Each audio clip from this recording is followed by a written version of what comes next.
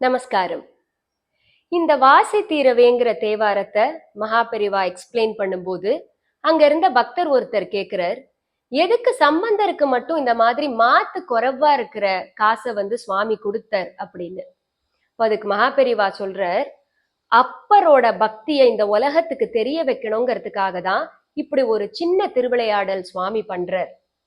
சம்பந்தன் தன்னை பாடினான், சுந்தரன் பொன்னை பாடினான், என் அப்பன் என்னை பாடினான் அப்படின்னு சொல்றார்.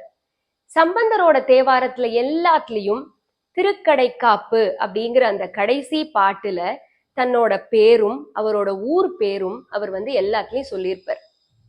அதே மாதிரி சுந்தரர் பொன்னை பாடினான், எல்லாத்தையும் சுவாமி கிட்ட கேட்பர். எனக்கு பொண்ணு வேணும், பொருள் வேணும், எனக்கு சாப்பாடு வேணும், எல்லாமே அவர் சுவாமி கிட்ட கேட்பர்.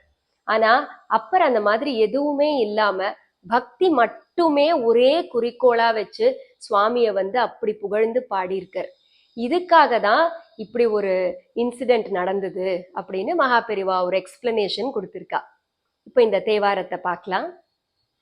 வாசி தீரவே காசு நல்குவீர், மாசின் மிடலையீர் ஏசல் இல்லையே, இறைவராயினீர் மறைகொள் மிழலையீர் கரைகொள் காசினை முறைமை நல்குமே, ஆழி மாநகர் வாழி சம்பந்தன் வீழி மிழலை மேல் தாழும் மொழிகளே, காழி மாநகர் வாழி சம்பந்தன் வீழி மிழலை மேல் தாழும் மொழிகளே, தாழும் மொழிகளே, தாழும் மொழிகளே.